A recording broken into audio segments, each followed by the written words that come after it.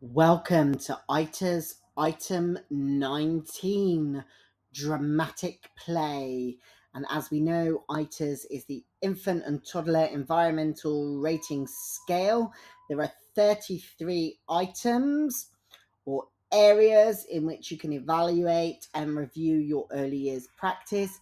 And we are looking today at item number 19, which is Dramatic Play. So we're going to start with some of my top tips for dramatic play in the early years, and then we're going to move on and we're going to look at the ITERS rating scale. What you'll be doing if you come out at a 1, inadequate, a 3, which is your minimal criteria, your 5, which is a good, and your 7, which of course is excellent. So that's what we're going to be looking at right now. I've also created a list of play materials that relate to dramatic play that I think you should have available in your early years setting. And I've made that list here on this PowerPoint to share with you. So let's dive in and start looking at some of Sammy's top tips for dramatic play. So top tip number 1, create a dedicated space within the room for dramatic play. This could include your role play area. I always think it's great to use real life objects like irons and blenders and telephones and remote controls, things that are real, not just imitated, made of plastic to look like the real thing, but actual hair dryers and things like that don't work anymore, where you've cut the cord and they're there for you to use and play with in your early years setting. My second top tip, staff should interact with children in their dramatic play and find ways to extend their play, extend their thinking, give ideas, stop them from getting stuck, help move them on, introduce vocabulary. Great. So top tip number 3, do rotate your materials regularly. Keep the play areas fresh and engaging by changing out your props and themes regularly. So if you set up your role play area with hairdresser materials, rollers, sprays, hair dryers, mirrors, things like that, and then you switch it to a shop with money and coins and till and shop signs and things like that. So do think about how you can change your role play area regularly, and think about how you can extend dramatic play to other areas of the classroom outside of your role play materials. For example, in your small world play. Model dramatic play. Participate in a pretend play with children. Do play alongside them. Know when to stand back, of course, and let children play for themselves, but do model and provide that framework for children in the same way that you would in other types of play. Do also do that, please, in your dramatic play. Provide different scenarios and inspire their imagination in the role play area. Encourage unstructured play is my top tip number 5. Allow children to lead their own play scenarios. Avoid imposing too much structure or direction. Go with the flow. Go with their ideas. Extend. So they're my top 5 tips. And now let's just have a look at some of the materials that I think you could have in the early years setting. So props and costume, yes, dressing up clothes, accessories like purses, shoes, jewellery, sunglasses. These things are really important. Have uniforms, so doctor's coats, chef hats, firefighter helmets, police badges, all of those kind of things can really enhance dramatic play. Think about furniture and sets, play kitchens, play sets, things like that. Toy stoves, kitchens, sinks, fridges, etc. toy furniture, small tables, chairs, beds for the dolls. Set up shop fronts, grocery stores, flower shops, create a cafe area. Items for your role play area. Dolls. I'm less interested in stuffed animals, but you know, um, this can support nurturing what we call the caregiving scenarios, putting the babies to bed, feeding the babies, etc. Toys, food, dishes, play items such as pots, pans, and utensils. My strong advice is to bring in real ones. Find old pots and pans from parents in your early years setting that are, giving them up. Bring in a real casserole dish, baking trays, all of those kind of things that are real. Stock your role play area with those kinds of things. Toy vehicles, cars, buses, trains, little people that will fit inside. That's really for your small world play. Farm sets, zoo sets, um, train tracks, etc.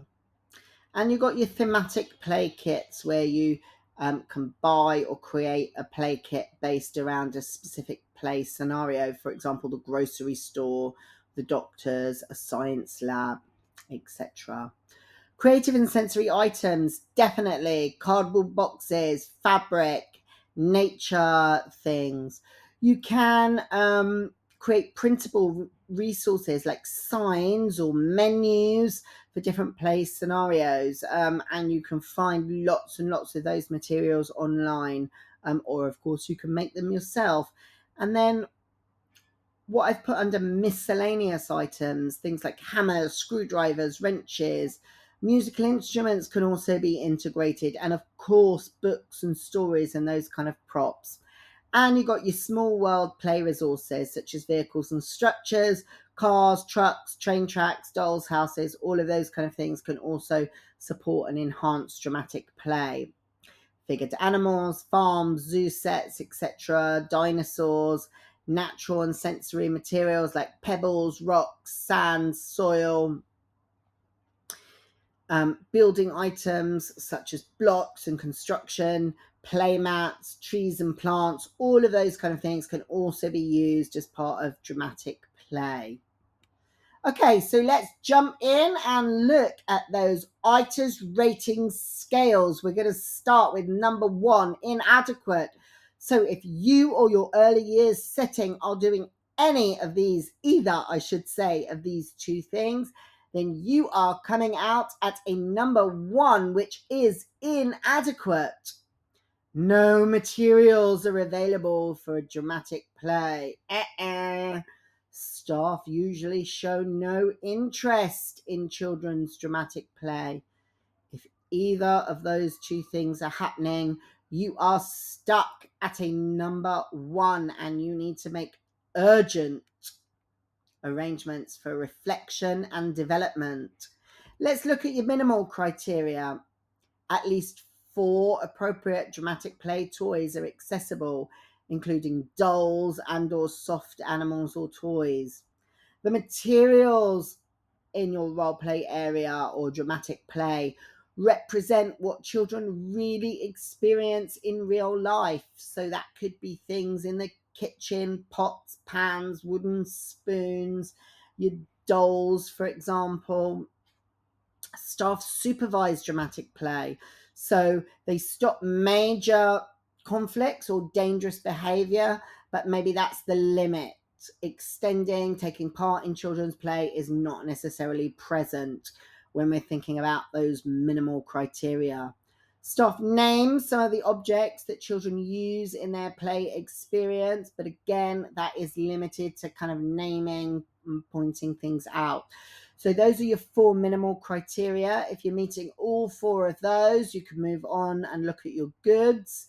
If you're meeting 2 or 3 of those and you've not met any of the inadequate criteria, then you're coming out at a 2. Of course, if you're meeting all of those, you're coming out at a 3.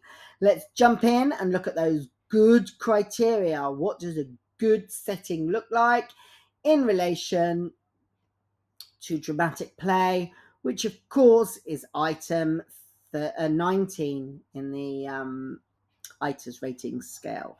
So your 4 good criteria. There are many and varied dramatic play materials, and these are accessible to children throughout the day. There are some appropriate dressing up materials accessible for the younger children, toddlers and 2-year-olds.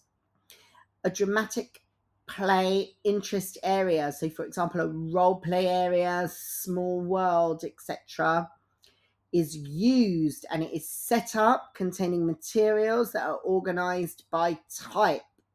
So you might have a set of drawers in your Kallax, one with kitchen materials, one with office materials such as keyboards, phones, remote controls, etc.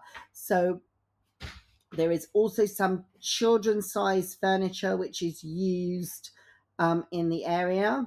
And there are staff will sometimes interact positively, never negatively, while children are playing and engaged in dramatic play. So if you are meeting all 4 of those criteria, you're coming out at a number 5.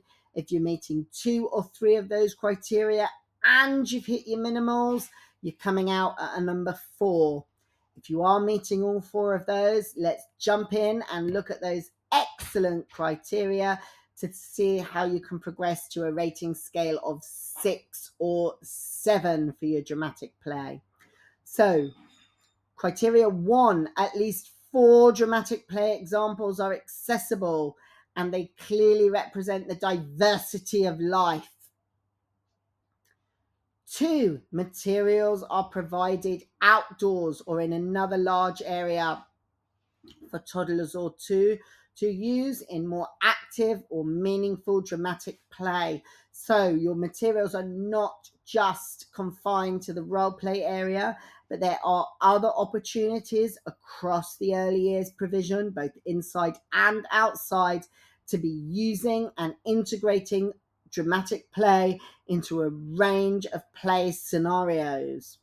And finally, for your excellent criteria, staff frequently join in with children's play, obviously when it's appropriate. And they add appropriate language, extend support with children's scenarios. So those are your excellent criteria. If you have met all of your goods and you are doing 2 of these excellent criteria, then you're coming out at a number 6. And if your early years setting represents all 3 of these excellent criteria, then you're hitting your 7, which of course is your excellent. And if you're not doing all of these things, if there is some room for improvement, if there are some of these criteria are excellent that we've discussed that is not consistently happening in your early years provision, this is the time. Stand back, reflect on those criteria, think what you can do to move your practice in the classroom towards excellence, and how you and your colleagues in your early years provision in relation to dramatic play can strive towards excellence.